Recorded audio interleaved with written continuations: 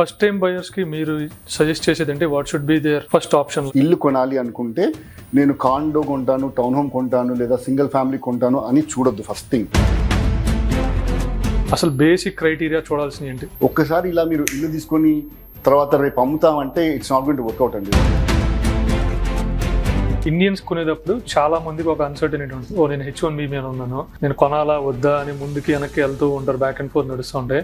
So వాళ్ళకి మీరు ఇచ్చే సజెషన్ ఏంటి? Real estate investment 99% will never go wrong అండి. ఇప్పుడు H1లో ఉండే వాళ్ళు ల్యాండ్ కొనడం ఎంతవరకు కరెక్ట్ అంటారు? సే ల్యాండ్ అయినా సరే, ల్యాండ్ విత్ చిన్న హోమ్ అయినా సరే, అట్లా తేడా ఏముండదండి. యూజువల్గా ఇల్లు కొనుక్కున్నప్పుడు మనకి చాలా పెద్ద లాట్ సైజ్ ఉంటే మన ఎక్స్పెక్ట్ ఏంటి, అక్కడ ప్రాపర్టీ మళ్ళీ కొత్తగా ఏదైనా కన్స్ట్రక్ట్ చేయొచ్చు ఫర్ ఫ్యూచర్ జనరేషన్స్ అన్నట్టు. అది ఎంతవరకు కరెక్ట్? అసలు అప్రూవల్స్ వస్తాయా? ఎప్పుడు డెవలప్మెంట్కి పనికొస్తుంది అని చెప్పేసి అనుకోవద్దండి. ఆ నైబర్హుడ్ని చూసేసి అబ్బా నాదే ఇల్లు, నాకు కావాలి, ఎట్టి పరిస్థితిలో కావాలి, నేను అన్ని కంటింజెన్సీ తీసేస్తాను, డబ్బులు పెడతాను అంటే పప్పులో కాలేసినట్టు. హాయ్, నేను మీ మానస జామి. ఈరోజు నేను జనరల్గా వాక్ చేస్తుంటే ఇక్కడ ఏదో హౌస్ రీసేల్కి వచ్చినట్టుంది. చూడబోతే ఇది మనకు తెలిసిన సతీష్ గారే. అసలు ఇక్కడ అమెరికాలో హౌసెస్ కొనడంలో ఉండే బ్యాక్గ్రౌండ్ సైన్స్ ఏంటో, దీనిలో ఉండే కథ ఏంటో తెలుసుకోవడానికి ట్రై చేద్దామా? నేను ఒకసారి నా ఫ్రెండ్ నవీన్ గారికి కాల్ చేస్తా, అతను వస్తే ఇద్దరు కలిసి లోపలికి వెళ్దాం, ఓకేనా? హలో నవీన్ గారు, నేను ఇక్కడ ఒక హౌస్ రీసేల్కి చూశాను, మీరు ఇక్కడికి వస్తారా? ఇద్దరు కలిసి వెళ్ళి ఒకసారి చూద్దాం. I will share you the location. ఓకేనండి, I will wait for you.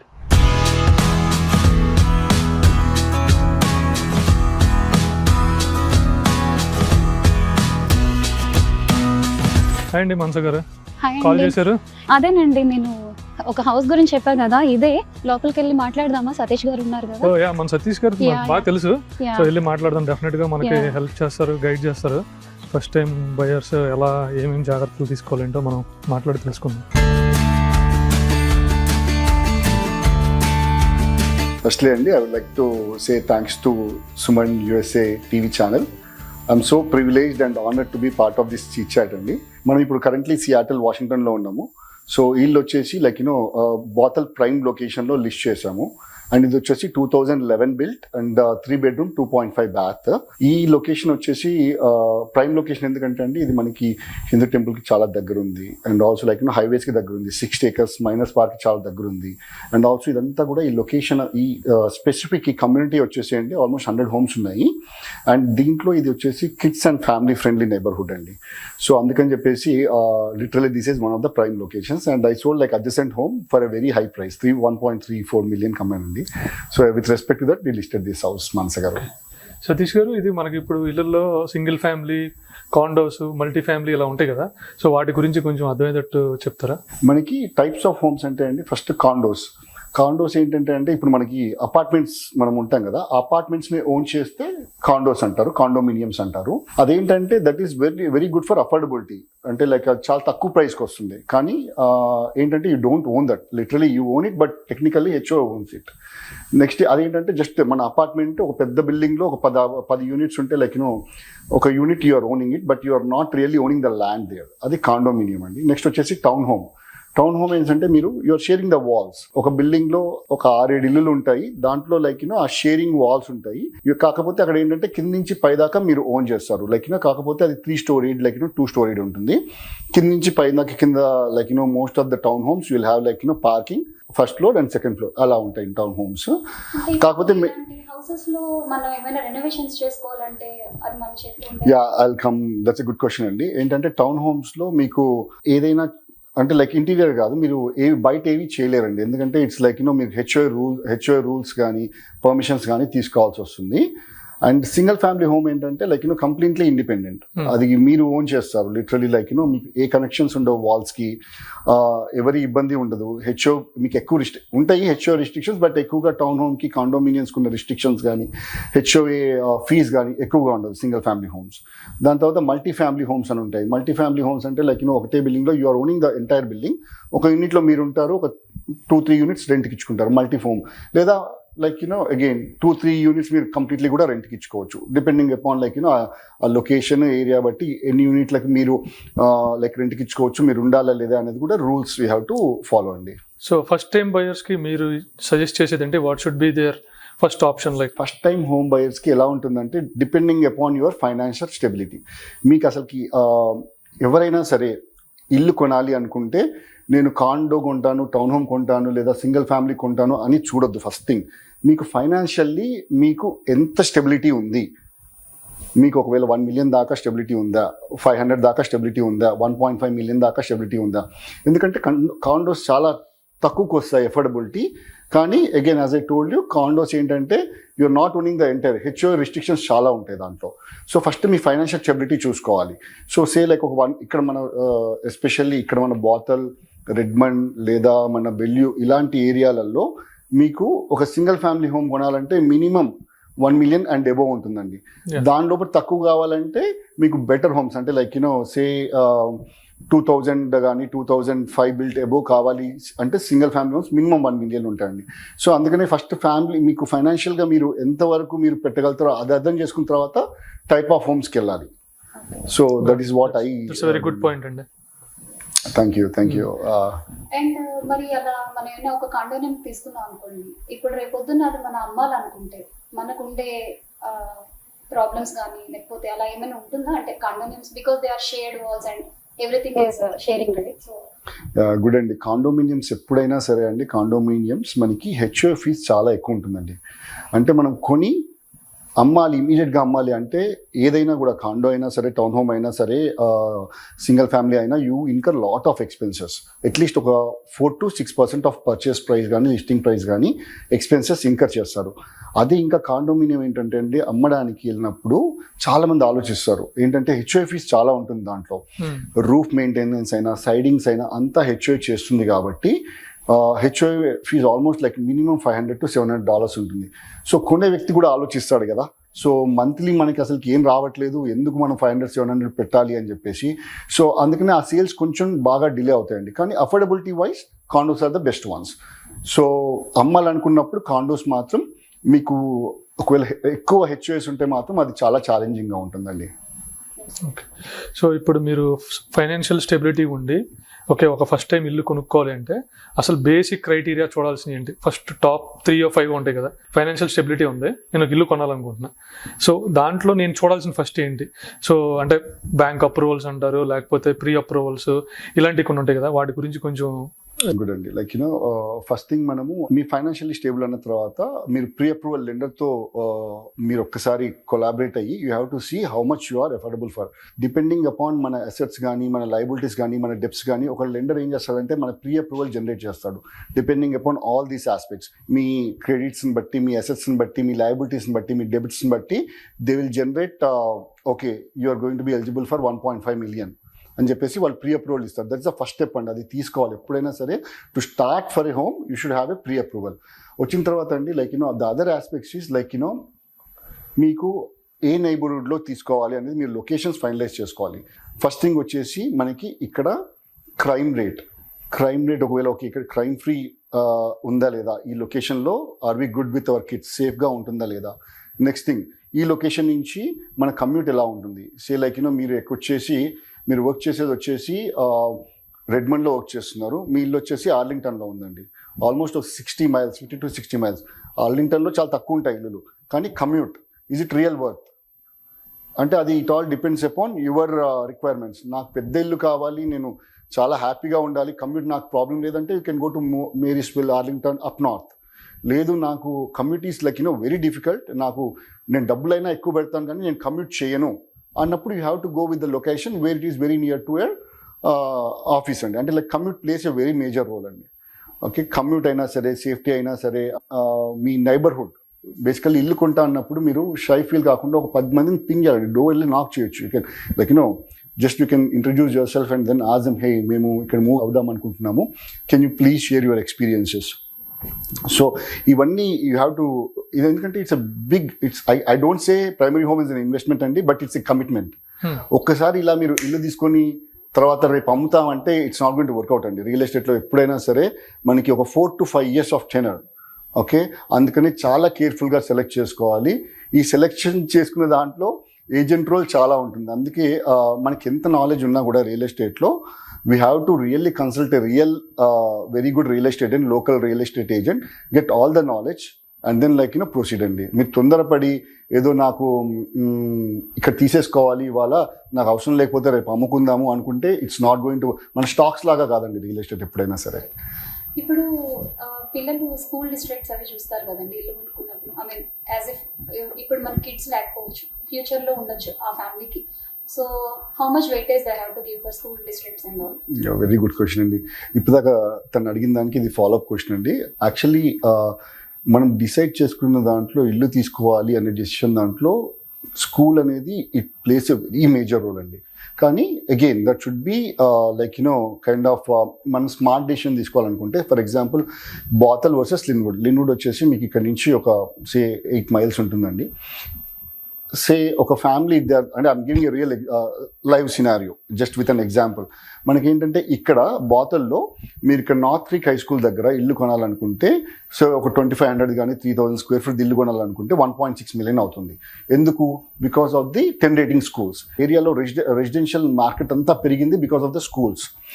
Same size house, same specifications, if you want to go to Lynnwood మీకు ఒక 300K తక్కువ వస్తుంది, 300 to 400K because of school ratings. అక్కడ అదే అయితే సే ఒక couple without kids, if they want to buy a home, I really don't, and if they don't have kids, I really suggest them to think smart. మీరు 300-400K ఇక్కడ పెట్టి premium pay చేసి ఇక్కడ ఉంటారా? మీకు ఇంకా you just recently married and మీకు ఒక 5-6 yearsలో కిడ్స్ ఉంటారు, ప్లాన్ చేసుకోవాలి, అప్పుడు వాడికి స్కూల్ కావాలి. అప్పటి దాని గురించి అని చెప్పి మీరు 400K పెట్టేసి ఇంత ప్రీమియం పెట్టి ఇక్కడ ఉంటారా? మీకు ఇక్కడికి లిన్వుడ్కి అగైన్ 10 minutes డిస్టెన్స్ అండి, 10 to 15 minutes. వాళ్ళకి రియల్గా కమ్యూట్ ప్రాబ్లం లేదు అనుకుంటే మాత్రం I suggest good neighbourhood where మీకు స్పెసిఫికేషన్స్ కావాలా, లేకపోతే మీ కమ్యూనిటీ పీపుల్ ఉన్నారా లేదా అలా చూసుకొని తీసుకుంటే మీకు 300-400K సేవ్ అవుతుందండి. So that's what I say always. School places a very major role. But మీరు ఒక్కటి ఆలోచించాల్సింది ఏంటంటే మనకి స్కూల్స్ రియల్లీ నీడా, లేకపోతే మనకు 4-5 years స్కూల్స్ లేవు, అవసరం లేదు, ప్రాబ్లం లేదు కమ్యూనిటీకి, నాకు 300-400K నేను I want to save it now, పిల్లలు వచ్చాక నేను మళ్ళీ ఇది రెంట్కి ఇచ్చేసుకుంటాను. That's what you do your real estate portfolio అండి. Increase the real estate portfolio. మీరు 4-5 years తర్వాత నేను మళ్ళీ ఇక్కడికి మూవ్ అవుతాను, ఈ ఎగ్జిస్టింగ్ హౌస్ నేను లిన్వుడ్లో రెంట్కి ఇచ్చుకుంటాను, ఇక్కడికి మూవ్ అవుతాను, బాదల్కి మూవ్ అవుతాను, అక్కడ నేను పిల్లలకి రియల్లీ స్కూల్ వచ్చినప్పుడు నేను పెట్టుకుంటాను. So most of them they do this way అండి. I think that's a very good point అండి. సతీష్ గారు చాలా క్లియర్గా ఎక్స్ప్లెయిన్ చేశారు. సో ఇంకొక మేజర్ క్వశ్చన్, మన ఇండియన్స్ కొనేటప్పుడు చాలా మందికి ఒక అన్సర్టనిటీ ఉంటుంది. నేను H1B మీద ఉన్నాను, ఓకే నేను కొనాలా వద్దా అని ముందుకి వెనక్కి వెళ్తూ ఉంటారు, బ్యాక్ అండ్ ఫోర్త్ నడుస్తూ ఉంటాయి. సో వాళ్ళకి మీరు ఇచ్చే సజెషన్, నా వరకు నేను తీసుకునేప్పుడు కూడా ఫస్ట్లో వద్దు వద్దు అనుకున్నా, అలా రేట్లు పెరిగిపోతూ ఉన్నాయి. 350-400 కొనాల్సిన వాడిని మీకు తెలుసు ఎంత కొన్నాము అని. సో ఇప్పుడు కొత్తగా ఇచ్చిన H1Bs కానీ లేకపోతే మామూలుగా H1 వాళ్ళకి అయితే how should they handle these kind of situations? అంటే ఫస్ట్ పార్ట్ ఆఫ్ మీ క్వశ్చన్ అంటే లైవ్ ఎగ్జాంపుల్ నేనండి. నేను 20 years అయింది కంట్రీకి వచ్చి. నేను 20 years ఫస్ట్ వచ్చినప్పుడు నేను ఇండియా వెళ్ళిపోతానని చెప్పేసి ఎప్పుడు అదే మనసులో ఉండి ఇల్లు కొనలేదండి. 10 years తర్వాత ఇల్లు కొన్నాను, లిటరల్లీ 10 years తర్వాత ఇల్లు కొన్నాను. అప్పుడు కూడా నా మనసులో అమ్మ నేను భయపడుతూ తీసుకున్నాను. But really by God's grace అసలుకి లిటరల్లీ వితిన్ కొన్న తర్వాత 4-5 yearsలో అది డబల్ కావడము, మళ్ళీ అది అమ్మేసి వేరే ఇల్లు కొనడము, అలాగా చేసుకుంటూ పోయానండి. So I'm the live example. Real estate investment 99% will never go wrong అండి మన యూఎస్లో. దట్టు ఇన్ వాషింగ్టన్, సియాటిల్లో always it's it has a very good growth. 8 to 10% మనకి ఎప్పుడు స్టాండర్డ్ రిటర్న్స్ ఇస్తూ వచ్చింది. ఒక్కొక్కసారి 20% ఇచ్చింది, 30% ఇచ్చింది. And before COVID, after COVID, literally before COVID ఉన్న houses and I know it was ఒక 100 say 500K ఉన్నది 1 million అయింది, 1 million ఉంది 2 million అయింది. సో 100% గ్రోత్ వచ్చిన రోజులు కూడా ఉన్నాయి. అలాగా కొన్నిసార్లు డిప్స్ కూడా ఉంటాయండి. It's cycle. అలా అని రియల్ ఎస్టేట్ చేయకుండా ఎవరు మానలేదు. And coming to your second part of question అండి, H1 వీసా స్టేటస్ని బట్టి వాళ్ళకి కొంచెం ఎక్కువ డాక్యుమెంటేషన్ పార్ట్ ఉంటుందండి లెండింగ్ పర్స్పెక్టివ్లో. నా కామన్ ఫ్రెండ్స్ చాలా మంది చేశారు and no one went wrong. Say like 5-10% because of their jobs కానీ ఏదన్నా మిస్ఫైర్ అవుతుందేమో కానీ everyone like again real estate investment was never went wrong even with H1B people are non H1B people అండి. As we're talking about H1, ఇప్పుడు H1లో ఉండే వాళ్ళు land కొనడం ఎంతవరకు కరెక్ట్ అంటారు? అండ్ ఇప్పుడున్న market present situation like recession అంటున్నారు, చాలా చేంజెస్ వచ్చాయి ఇమిగ్రేషన్స్లో. సో ఎంతవరకు మీరు సజెస్ట్ చేస్తారు ల్యాండ్స్ కొనాలనుకునే వాళ్ళు? Is that a right choice to buy? So ఇన్వెస్ట్మెంట్కి సే ల్యాండ్ అయినా సరే, ల్యాండ్ విత్ చిన్న హోమ్ అయినా సరే అట్లా తేడా ఏముండదండి. అండ్ ఇన్వెస్ట్మెంట్ ఒకవేళ H1 చేసినా ఎవరు చేసినా కూడా ఇట్స్ ద సేమ్ ఇన్వెస్ట్మెంట్. ఒక H1 పర్సన్ వచ్చేసి నేను ల్యాండ్ తీసుకుంటాను, ఒక H1 పర్సన్ వచ్చేసి నేను ల్యాండ్ విత్ ఇల్లు తీసుకుంటే దేర్ ఇస్ నో డిఫరెన్స్ అండి. వాడికి ఉండే లెండింగ్ కండిషన్స్ వాడికి ఉంటాయి, అన్నీ ఎవాల్యుయేట్ చేసే ఇస్తారు. కానీ ఊరికే ల్యాండ్ కొనాలంటే with my knowledge I think they don't get a loan. No one will get a loan.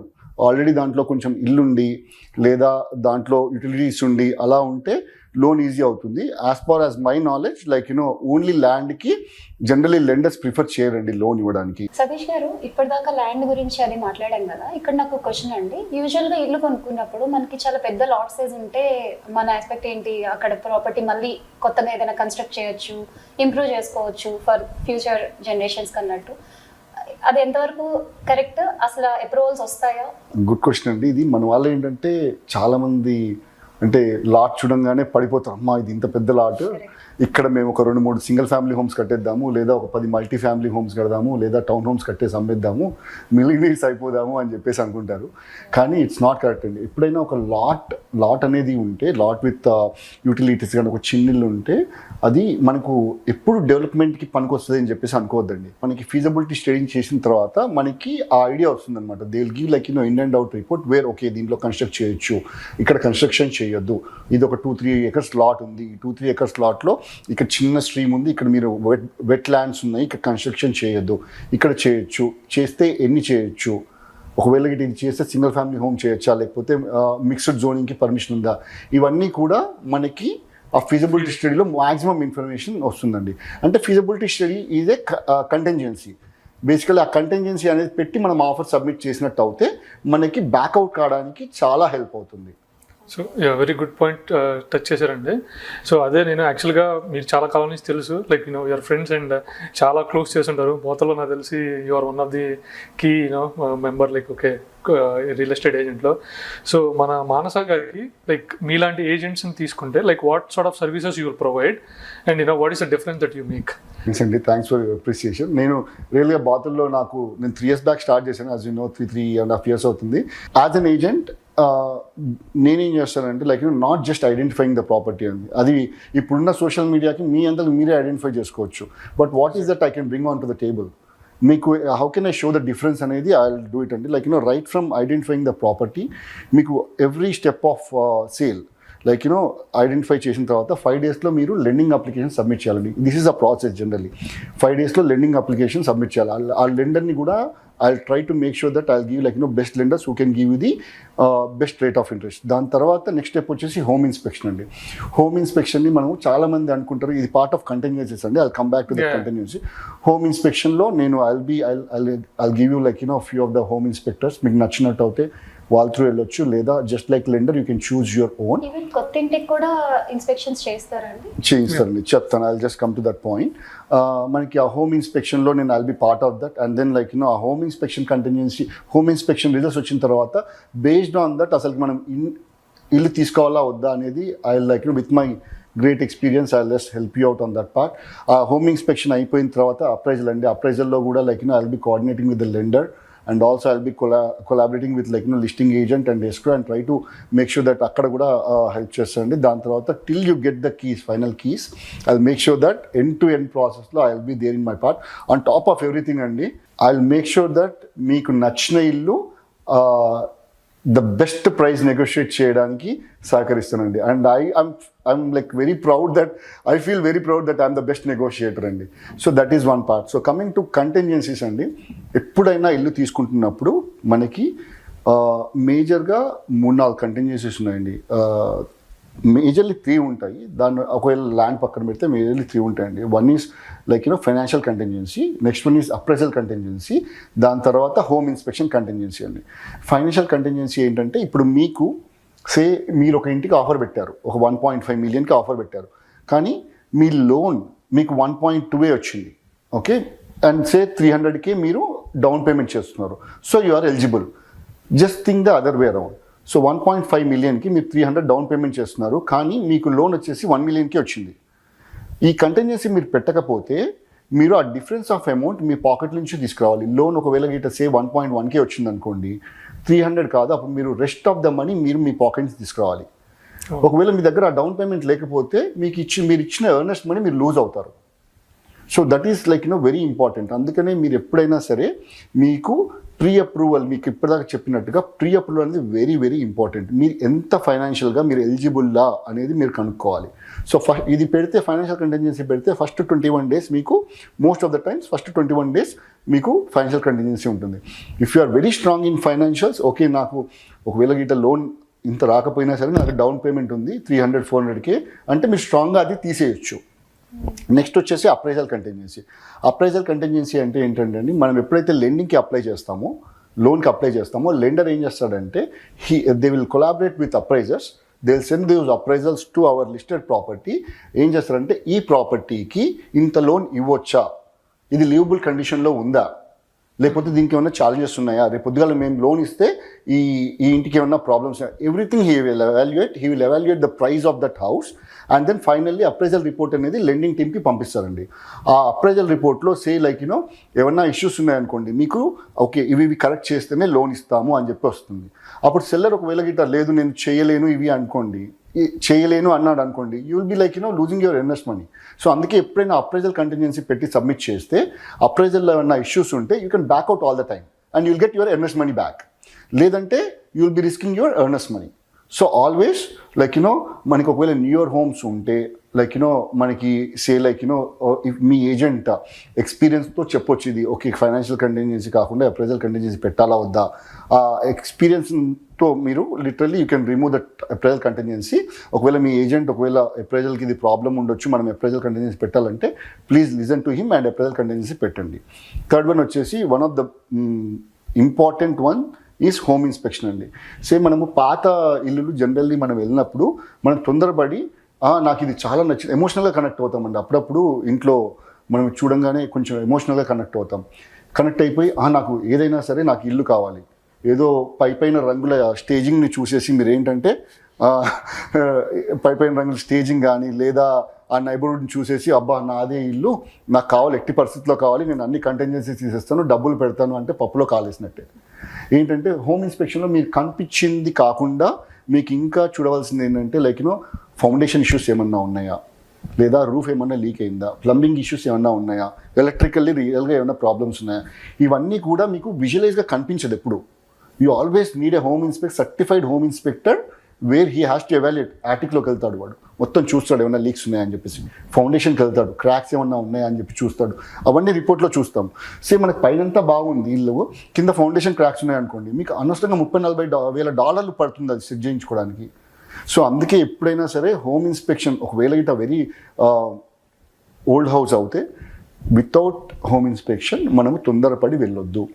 కొత్త అయినా సరే ఒకవేళ ఇఫ్ యువర్ సెల్లర్, మనం ఏదైతే ఇల్లు కొనాలనుకుంటున్నామో సెల్లర్ అప్పుడప్పుడు ఆల్రెడీ హోమ్ ఇన్స్పెక్షన్ చేసి పెట్టేస్తాడండి. సో ఆ రిపోర్ట్ అయినా సరే చూసుకొని తరోగా మీ ఏజెంట్తో సంప్రదించి ఏమన్నా రియల్గా మేజర్ ఇష్యూస్ ఉన్నాయా, మనము వెళ్ళొచ్చా లేదా, ఒకవేళ ఈ ఇష్యూస్ ఉన్నాయి మనము ఎంత నెగోషియేట్ చేయొచ్చు ఇంటికి. ఆ ఎక్స్పీరియన్స్ ఏజెంట్ అయితే అప్పుడే చెప్పేస్తారండి, మనం ఇది మనము కౌంట్ చేసుకుందాము, 1 million పెట్టారు, మనం ఇది ఒక 50,000 తక్కువ చేసేసి నెగోషియేట్ చేద్దాము అని అతను గైడెన్స్ ఇస్తాడు. అందుకే ఇక్కడ ఏజెంట్ రోల్ అనేది చాలా important. So always home inspection అనేది కంటిన్యూషన్ అనేది very important. Thank you so much అండి, చాలా డీటెయిల్గా చెప్పారు. I think these are 3 key points for a new home buyer. So దీంట్లో కొన్ని చెప్పారు కదా మీరు, ఎస్క్రో అని అలాగే మన ఎర్నెస్ట్ మనీని, వాటి గురించి క్విక్గా కొంచెం చూడండి. మనకి ఎప్పుడైనా ఇల్లు కొనాలన్నప్పుడు మనకి third party title and escrow team అని ఉంటుందండి. అది generally buyer can choose or like ఇక్కడ ఏంటంటే మోస్ట్లీ లిస్ట్ చేసేటప్పుడే సెల్లర్ ఏం చేస్తారు అంటే టైటిల్ అండ్ ఎస్క్రో వాళ్ళతో మాట్లాడేసి వాళ్ళు ఒక ఎస్క్రో అకౌంట్ ఓపెన్ చేసేసి ఈ ఇంటికి తగ్గ టైటిల్ అంతా కూడా వాళ్ళు రెడీగా చేసి పెడతారండి. సో మనకి ఇల్లు ఎప్పుడు కొనాలన్నా అమ్మాలన్నా escrow is a key one which maintain all your financial. Single penny ఉన్నా కూడా వాడు అకౌంటింగ్లో హెల్ప్ చేసేసి వాడు ఏదైనా లైక్ యూనో ఇష్యూస్ ఉన్నా, ఇన్సూరెన్స్ చేయాలన్నా many aspects escrow will help you అండి. సో మనం ఎప్పుడైనా ఇల్లు తీసుకోవాలన్నప్పుడు ఫస్ట్ ప్రాసెస్ వచ్చేసి మీరు ఎన్ఎస్ఎంఐ అన్నారు కదా, మోస్ట్ ఆఫ్ ద కేసెస్ 3 daysలో ఒక టోకెన్ అడ్వాన్స్ ఇవ్వాలండి వాళ్ళకి. అంటే ఓకే నేను కమిట్ అవుతున్నాను ఇంటికి, దానికి నేను మీకు టోకెన్ అడ్వాన్స్ ఇస్తున్నాను అని చెప్పేసి $25,000 $50,000 అని చెప్పేసి మనం టోకెన్ అడ్వాన్స్ ఇస్తాం. ఈ టోకెన్ అడ్వాన్స్ అనేది దాన్ని ఎర్నెస్ట్ మనీ అంటారు. సేమ్ మీరు ఒకవేళ కంటింజెన్సీస్ పెట్టినట్టు అయితే, ఏదన్నా కంటింజెన్సీస్ ఫెయిల్ అయినట్టు అయితే ఈ డబ్బులు మీకు వచ్చేస్తాయి ఎర్నెస్ట్ మనీ. లేదా మీరు బై ఎనీ ఛాన్స్ కంటింజెన్సీస్ తీసేసి మీరు మూవ్ ఫార్వర్డ్ అయ్యారనుకోండి, you have to buy the house by hook or crook. If you don't buy the house, you will be losing the earnest money. 99% you will be losing the earnest money. Sorry to cut in the middle. Actually నేను ఒక friend వాళ్ళ ఇల్లు కొనుక్కున్నప్పుడు వాళ్ళు inspection అంతా చేయించుకొని ఇల్లు కొనుక్కున్నారు. But in the mid time, అంటే ఆ 1 month or 1.5 month closing time మధ్యలో ఆ ఇంట్లో ఏదో ఒక వాటర్ లీకేజ్ జరిగింది. అది ముందు లేదు, వాళ్ళు ఇన్స్పెక్షన్ చేసి. ఇన్ దట్ కేస్ అది ఎవరి మీద పడుతుంది యూజువల్గా? అది రియల్. అందుకే ఇక్కడ ఏంటంటే మనకి గుడ్ పాయింట్ ఏంటంటే హోమ్ ఇన్స్పెక్షన్ అనేది మనకి వెరీ ఇంపార్టెంట్. సో మీకు ఇక్కడ హోమ్ ఇన్స్పెక్షన్ కంటిన్యూన్సీ ఉండింటే మీరు ఏం చేస్తారు, first 10 days home inspection కంటిన్యూన్సీ 7 days 10 days పెడతారు. సో ఏమవుతుందంటే అండి, హోమ్ ఇన్స్పెక్షన్ చేసిన తర్వాత మీకు కంటిన్యూన్సీ ఉంటే మనకి ఇది బయటపడుతుంది. ఓకే ఇది లీక్ అయింది ఇక్కడ, లేదా రూఫ్ లీక్ అయింది, ప్లంబింగ్లో లీక్ అయింది అని చెప్పి దాంట్లో తెలుస్తుంది. అప్పుడు ఏమవుతుంది అంటే యూ కెన్ ఆల్వేస్ బ్యాక్అవుట్. లేదా మనకి సెల్లర్ ఏంటంటే అప్పుడప్పుడు సెల్లర్ కూడా మర్చిపోయి ఉంటాడు, లేదా కావాల్సుకుని దాచిపెట్టి ఉంటాడు.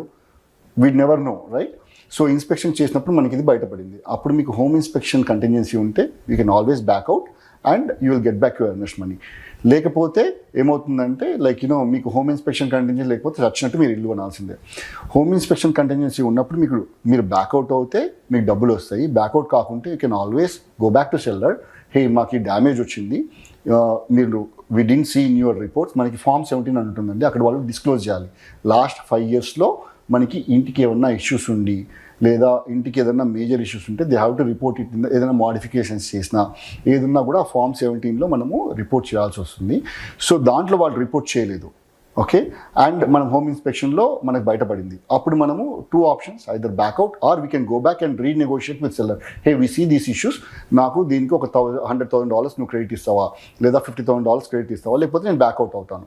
అప్పుడు అతనికి కూడా హీస్ హ్యావింగ్ సెల్లర్ కూడా he will have a point వేరే ఓకే ఇష్యూస్ ఉన్నాయి, ఐదర్ ఐ విల్ నెగోషియేట్. అతనికి ఒకవేళ సేమ్ మల్టిపుల్ ఆఫర్స్ వచ్చాయనుకోండి, హీ విల్ సే లో నేను ఇవ్వను, మీరు బ్యాక్అవుట్ అవ్వండి, నేను వేరే వాడు కంపెనీ. లేదా like you know he will come back to say okay నేను క్రెడిట్ ఇస్తాను అని చెప్పేసి అలా ఉంటుందండి హోమ్ ఇన్స్పెక్షన్. ఇప్పుడు మనకి ఫైనాన్షియల్గా స్ట్రాంగ్ ఉన్నా, ఓకే, ప్రీ అప్రూవల్ కదా ఉన్నా, I think credit score is one of the key component అండి.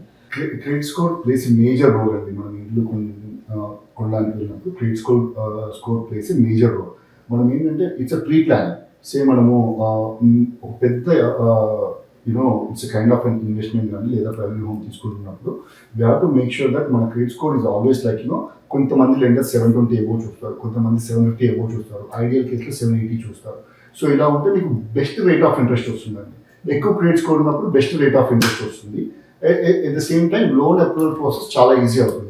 అదే మీ క్రెడిట్ స్కోర్ చాలా తక్కువ ఉంది అనుకోండి, he will pull out all the conditions why his credit score is like low. ఏదన్నా వీళ్ళు ముందు లోన్ ఏమన్నా మిస్ చేశారా, లేదా ఎక్కడన్నా లోన్స్ కంప్లీట్లీ కట్టకుండా ఆపేశారా, అసలు కట్టకుండా చార్టర్ డిఫాల్టర్ లాగా ఉన్నారా, అవన్నీ చూస్తారండి. సో అందుకని క్రెడిట్ స్కోర్ అనేది always like it's a very key role for your investment. లేదా నేను క్యాష్ పెట్టేసి వెళ్తానంటే క్రెడిట్ స్కోర్కి సంబంధం ఉండదండి. సో మీకు ఒకవేళ ఒక 1 million ప్రాపర్టీ దగ్గర నా దగ్గర 1 million క్యాష్ నేను కొంటున్నా అన్నప్పుడు మీకు 7 daysలో క్లోజ్ చేయొచ్చు literally. And no need of like credit score ఎవరు చూడప్పుడు. సో మనం ఒక 6 months to 1 year ముందు నుంచే క్రెడిట్ స్కోర్ని జాగ్రత్తగా మెయింటైన్ చేసుకోవాలి. Always you should maintain. దీనికనే కాదండి, credit score is in general like better to make sure that you maintain your credit score. ఎందుకంటే ఇదే కాకుండా మీరు ఏ పర్చేస్ వెళ్ళినా కూడా లోన్ అనగానే ఫస్ట్ థింగ్ వచ్చేది అసలు నీకు క్రెడిట్ హిస్టరీ బాగుందా లేదా అని చెప్పి చూస్తారు. కాబట్టి always try to maintain your credit score very nicely. So Satish garu, follow up question అండి, ఇప్పుడు కొత్తగా వచ్చిన వాళ్ళు ఉంటారు, okay, like okay maybe 1-2 years అలా, సో వాళ్ళకి ఎలా అప్పుడు credit score how will it play a role? Ya, so కొంతమంది లెండర్స్ అండి, లైక్ సే యుఎస్ బ్యాంక్ ఉందనుకోండి, అమెజాన్లో పనిచేసే వాళ్ళకి US bank actually few years ముందు వాళ్ళకి జస్ట్ 2 months వచ్చాక 2 months పే చెక్ ఉంటే వాళ్ళకి బెస్ట్ రేట్ ఆఫ్ ఇంట్రెస్ట్లో వాళ్ళు ఇచ్చేవాళ్ళండి, like so it all depends upon lenders. So ఏంటంటే లైక్ ఓకే వీళ్ళకి క్రెడిట్ హిస్టరీ లేకపోయినా మంచి జాబ్ హిస్టరీ ఉంది and preferred lender, say some corporate కంపెనీస్కి ప్రిఫర్ లెండర్ ఉంటే వాళ్ళకి లోన్స్ ఈజీగా వస్తాయండి. లేకపోతే మాత్రం only like with limited credit score and with limited credit history it might be little challenge. They have to like కొంచెం అన్నా వాళ్ళు డెవలప్ కావాలి credit history. It place a major key role అండి. ఐ థింక్ చాలా important point cover చేశారండి. ఎందుకంటే చాలా మందికి తెలియదు, ఇల్లు కొనాలనుకున్నప్పుడు ఆ టైంలో వెళ్ళి బ్యాంక్ వెళ్తే I was one of them.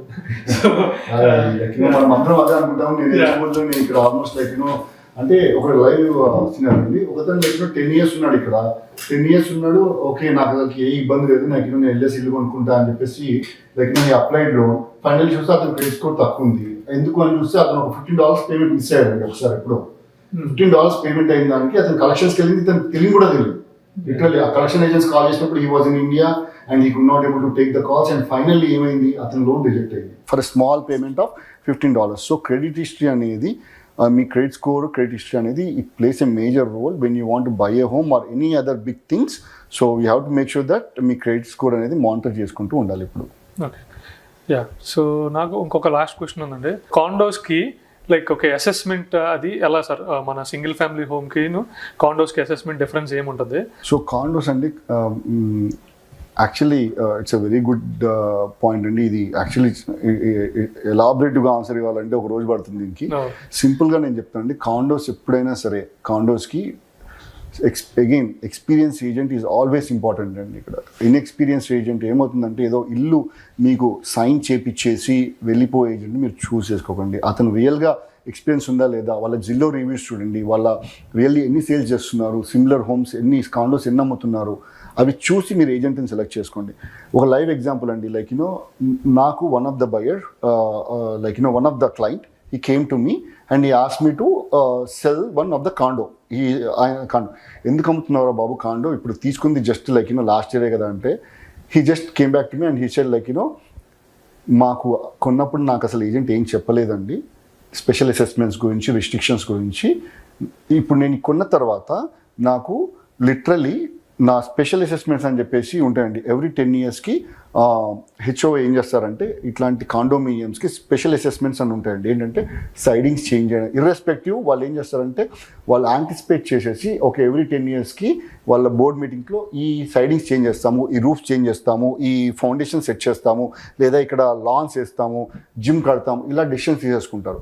So every 10 yearsకి ఒక్కొక్క యూనిట్ పైన $40,000 to $50,000 ఛార్జ్ చేస్తారు. It's a huge amount. ఇతనికి తెలీదు. ఎగ్జాక్ట్లీ.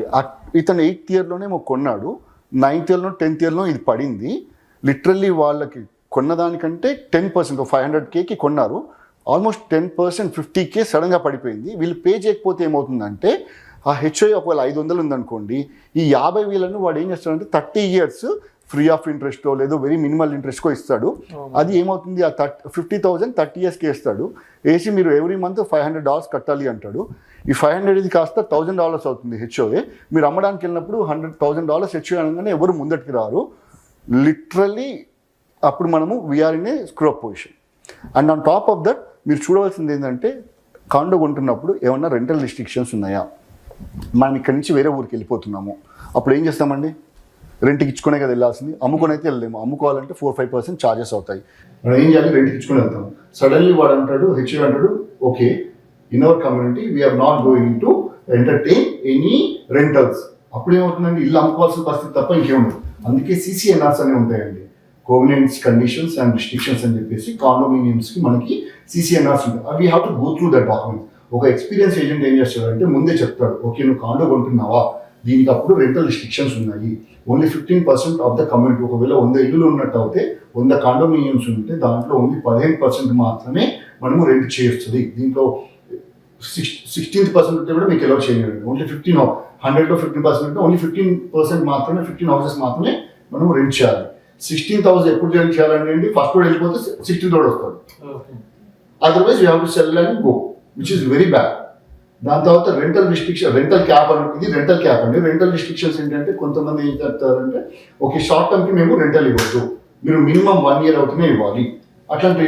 సో ఇవన్నీ మనం చూసుకోవాలండి. ఈజ్మెంట్స్ చూసుకోవాలి, రెంటల్ రిస్ట్రిక్షన్స్ చూసుకోవాలి, రెంటల్ క్యాప్ చూసుకోవాలి, స్పెషల్ అసెస్మెంట్స్ చూసుకోవాలి. ఇవన్నీ కాండో కొన్నప్పుడు మనము స్పష్టంగా డాక్యుమెంట్స్ చదివి we have to educate the buyer.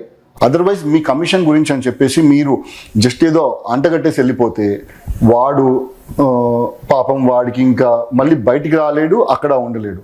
So always better you work with a right agent who has a knowledge on condominiums కానీ సింగిల్ ఫ్యామిలీ హోమ్స్ కానీ real estate knowledge. Sadly real estate knowledge is under rated అండి నా ఉద్దేశంలో, రియల్గా చెప్తున్నాను. So always మనం ఇల్లు కొన్నప్పుడు మన కమిషన్స్ దాని గురించి వీటి గురించి రియల్గా ఒక ఏజెంట్తో మాట్లాడే దానికంటే ముందు అతనికి ఎంత నాలెడ్జ్ ఉంది, అతను మనకి టేబుల్ పైకి ఏం తీసుకొస్తున్నాడు, ఇవి మాట్లాడండి. That's what I really request all the clients అండి. థ్యాంక్ యూ సో మచ్ అండి సతీష్ గారు. అసలు చాలా క్వశ్చన్స్ ఆన్సర్స్ చెప్పారు, మాకు తెలియని ఎన్నో విషయాలు తెలుసుకున్నాం ఈరోజు. వెరీ నైస్ అండి మానస గారు. Thank you. మీకు ఇంకా ఏమైనా క్వశ్చన్స్ ఉంటే feel free to really contact me any time అండి. This is Satish Chigulapalli. మీరు ఎప్పుడైనా సరే if you have any friends or family who is looking for real estate needs in any greater Seattle area, I'm happy to help them. So anytime if you need any real estate services, contact me and I'll give my best service అండి. So మనస గారు చూశారు కదా, మన సతీష్ గారు డీటెయిల్గా చాలా క్వశ్చన్స్కి ఆన్సర్ చేశారు. I hope you got all the information for your home search అండి. అవునండి, అసలు చాలా క్వశ్చన్స్కి ఆన్సర్స్ చెప్పారు అండ్ మీరు కూడా చాలా యాక్టివ్గా క్వశ్చన్స్ రేజ్ చేస్తూ అడిగితే చాలా ఇన్ఫర్మేషన్ వచ్చింది. ఇప్పుడు నాకు ఈరోజు కాన్వర్జేషన్ చూసాక అనిపిస్తుంది, ఇండియాలో అంటారు కదా ఇల్లు కట్టి చూడు పెళ్లి చేసి చూడు అన్నట్టు, అమెరికాలో ఇల్లు కొనాలంటే ఇంత తతంగం ఉంటుందని అసలు ఎక్స్పెక్ట్ చేయలేదు. I got so many answers for Satish గారు. థ్యాంక్ యూ అండి నవీన్ గారు. యా, గుడ్ లక్ అండి for your home search. Thank you, Manasa గారు. Thank you.